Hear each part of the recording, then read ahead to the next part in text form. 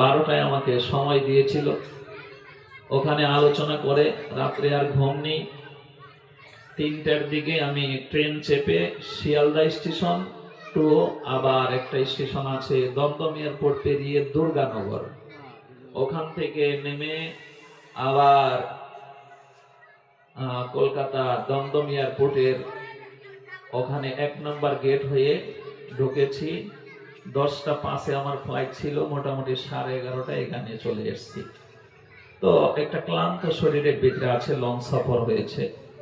তাই আল্লাহ তাআলা যদি আমাকে তৌফিক দান করেন, যে সাবজেক্টগুলো বলেছেন আমি এখান থেকে সংক্ষিপ্ত কিছু আলোচনা করার চেষ্টা করব। কোরআনের আলোচনা করে কি শেষ করা যাবে?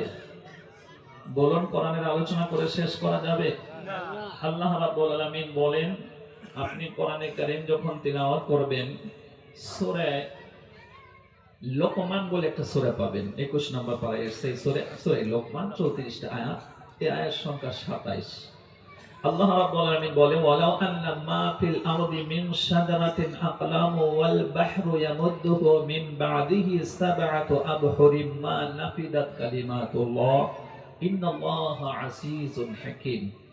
আল্লাহ রাব্বুল আলামিন বলেন যে এই পৃথিবীতে যত গাছপালা আছে, তরলতা আছে, এগুলোকে যদি আকলাম বানানো হয়, অসংখ্য কলম বানানো হয়, কলমের বহুবচন শব্দটাই হলো আকলাম, অসংখ্য কলম বানানো হলো, এবং বহু তথ্যবিদ বিজ্ঞানীরা গবেষণা করে বলছেন এই পৃথিবীতে আল্লাহ তাআলা জমি এবং পানি যে সৃষ্টি করেছেন, এর 30% হলো জমি আর 70% হলো পানি।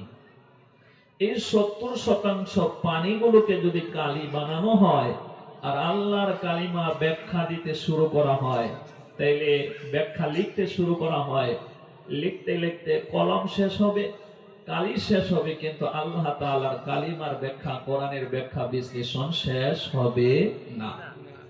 এই জন্য আমিও শেষ দিতে পারবো না, তবে মিনিমাম কথা আমরা আলোচনা করার চেষ্টা করব।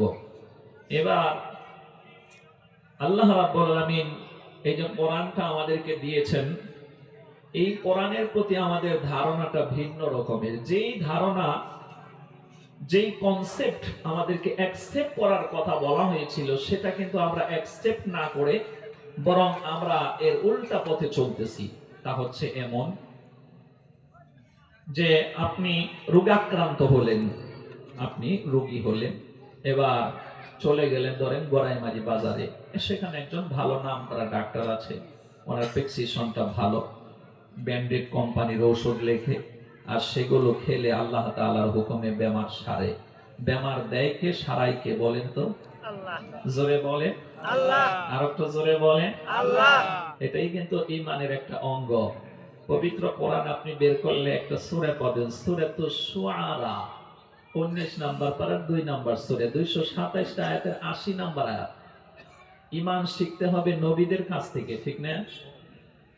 তাওহীদেরই মুর্শিদ আমার মুহাম্মাদের নাম বলো, মুহাম্মাদের নাম। আল্লাহর নাম জপলে বুঝতে পারি আল্লাহরই কালাম বলো, আল্লাহরই কালাম।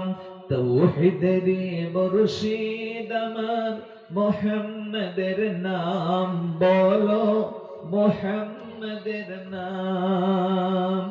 আল্লাহর নাম জপলে বুঝতে পারি আল্লাহরই কালাম বলো, আল্লাহরই কালাম। নবীরাই আমাদেরকে ঈমান শিখিয়েছেন। তো 227 আয়াতের 80 নম্বর আয়াত, ওয়া ইদা মারিতু ফাহুয়া ইয়াশফিন। হযরতে ইব্রাহিম আলাইহিস সালাম এই কথা বলছিলেন, মওলা বেমার তুমি দাও, তুমি বেমার সারাও। সুবহানাল্লাহ।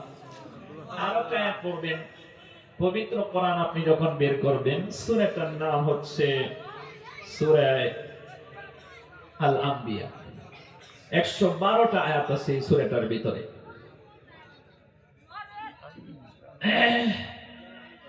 আপনারা যে এই হ্যালোজিন লাইটটা যে লাগিয়েছেন, এটা যদি এই সাইডে লাগাতেন কত ভালো হতো। আপনাদেরকে আমি মুখ আর দেখতে পাই না, আপনাদের মুখের মধ্যে ছায়া। এই হ্যালোজিন লাইটটা এই সাইডে লাগাতে লাগে, দুই সাইডে লাগাতে লাগে, সম্মুখে। হ্যাঁ, মহিলারা দেখতে হবে না তো? এবার আমি যদি আপনাদেরকে দেখতে না পারি আমি কি ওয়াজ করব? মহিলাদেরকে আমাকে দেখিয়ে কি লাভ হবে? সাইডের দিকে লাগানো দরকার। খুব কষ্ট হচ্ছে আমার। এটা সাইডে লাগানো যাবে না ভাই, দেখেন তো একটু সাইডের দিকে লাগানো যাবে না, নাইলে কিছু সময়ের জন্য অফ করে দেন।